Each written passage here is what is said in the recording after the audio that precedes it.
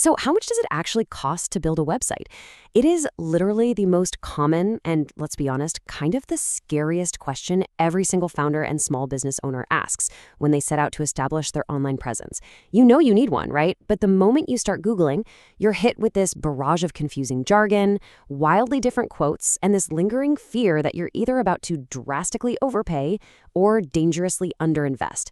Well, brace yourselves for this one, because the answer ranges from $300 to over $500,000. I know. Hearing a range that wide is kind of comical, right? Maybe even a little unhelpful at first glance. Like, how can the exact same product cost either the price of a nice dinner out or the price of an actual literal house? But stick with me. In this explainer, we're going to completely demystify all these website development costs.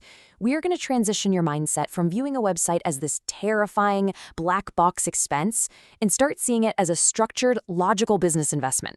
Ready? Let's dive in. Here is our blueprint for today.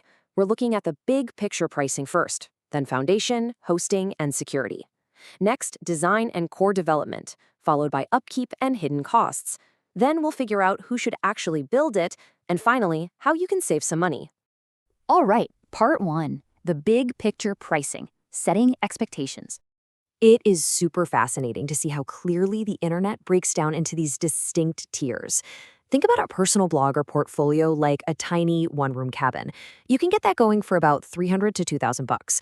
But consider a standard small business website. That sits comfortably in the $2,000 to $8,000 range. That's your standard digital storefront. Now, the moment you add a cash register, moving into an e-commerce website, the complexity just shoots up. And so does the price, pushing into that $5,000 to $30,000 plus territory.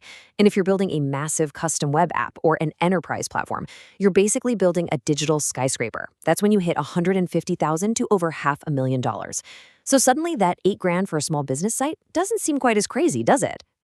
Moving on to part two, foundation, hosting, and security, digital real estate. Okay, so if you want to build a house, you first need to buy a plot of land and give it an address, right? Same thing applies to your digital real estate. First up is your domain name. This is your permanent street address, like your company.com. It usually only runs about $10 to $50 a year. Next is web hosting. This is the actual plot of digital land where your website's files live, and you can think of it as your monthly rent. For a small site, shared hosting works great. It's kind of like living in an apartment building and costs maybe $5 to $20 a month. But if you're expecting massive traffic, you're going to need cloud or enterprise hosting, which can easily scale past $500 or even $1,000 a month. Now, to secure that digital land, you absolutely need an SSL certificate. If you've ever noticed that little padlock icon next to a web address in your browser, that's SSL. It encrypts the data passing between your site and your visitors. Honestly, it's an absolute non-negotiable must-have. Without it, browsers will literally throw up these giant red warning signs, which completely scares away your customers. Luckily, a lot of hosting providers include a basic one for free, but premium certificates for intense business security can run up to $300 a year. It's basically the vital security gate for your property. All right, part three, design and core development, constructing the house. So, we've got our land and our address. Now we actually have to pour the concrete and put up the walls. This is where costs really start to scale based on what you specifically need. First up in the construction phase is front-end development, which typically runs between $1,500 and $15,000. Before this happens, you usually have a design, which could range from a free template to a $15,000 completely custom user interface. But a design is just a flat picture. Front-end development is the actual labor required to turn that flat picture into a living, breathing interface that users can interact with. And listen, that front-end budget isn't just making things look pretty. It's making sure your site is fully responsive, meaning it works flawlessly on a giant desktop monitor and a tiny smartphone screen.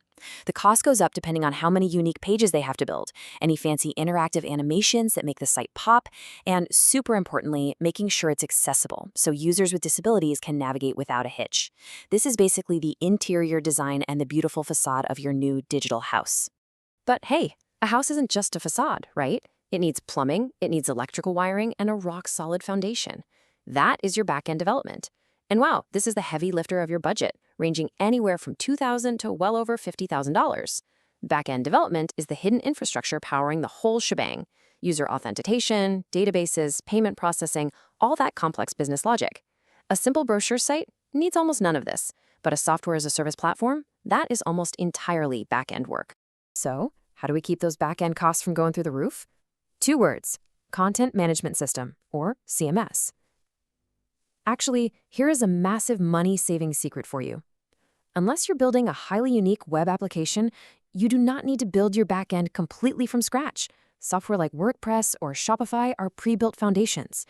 Utilizing these open-source systems means you can log in, change text, or swap out photos without knowing a single line of code. And the best part? An open-source CMS is often free to use.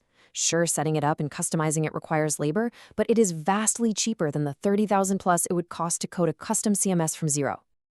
Okay, part 4. Upkeep and hidden costs, the add-ons. So the house is built. Time to pop the champagne, right? Well, actually, no, not quite. This is exactly where most founders get unpleasantly surprised because they assume launching the website is the finish line. In reality, it's just the starting line. Let's talk add-ons. Selling products, e-commerce features like shopping carts, inventory, and shipping calculators will add $3,000 to over $30,000 to the build. Need your site to talk to external tools like your CRM or email marketing platform. Those third-party integrations run $500 to $10,000. And you absolutely must test everything. Quality assurance for security and mobile responsiveness usually adds 10 to 20% to your total budget. Finally, your digital house needs continuous maintenance, software updates, backups, security patches, which will run you anywhere from $50 to over $2,000 a month. Oh, and whatever you do, please don't forget the hidden costs. Writing the code is only half the battle. You still have to pay for the actual words on the page, the copywriting. You need high-quality stock photos, premium plugins, SEO optimization so Google can actually find you, and legal compliance stuff like privacy policies. Properly planning for all of this upfront is absolutely crucial to save you from a very nasty budget shock later on. Moving right along to part 5, who should build it? Choosing your builders. Now that we know all the materials required, who is actually going to swing the hammers? Your choice in labor heavily dictates your final price tag. And it's a pretty stark contrast. On one side, you have DIY builders like Wix or Shopify. You're doing the labor, so the upfront cost is super low, maybe $20 to $200 a month. It's fast, but you are completely restricted by the limits of their templates. On the flip side, you've got web development agencies. This is like hiring a full construction firm. Project managers, designers, specialized devs, QA testers. It's incredibly professional, highly customized, but it's going to cost you anywhere from $10,000 to well over $100,000. But wait, there is a very important middle ground, the freelancer.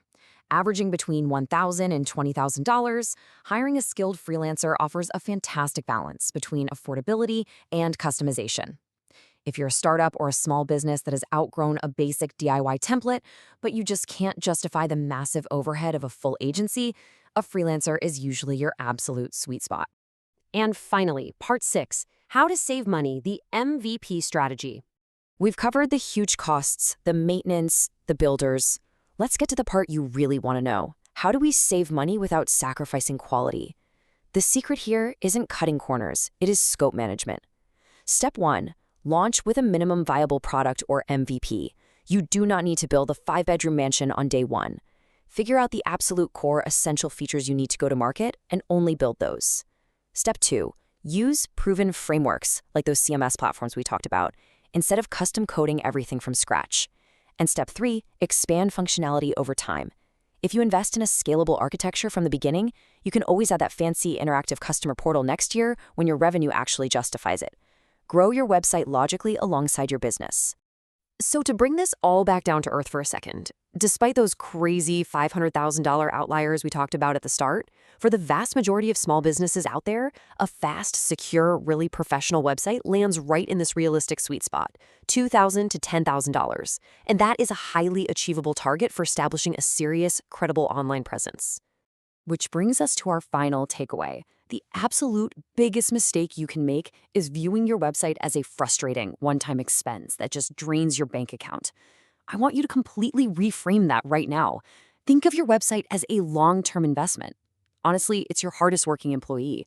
A well-designed, fast, user-friendly website doesn't just sit there gathering digital dust. It actively generates leads, closes sales, and builds your brand credibility 24 hours a day, 7 days a week. So, what is an asset like that truly worth to the future of your business?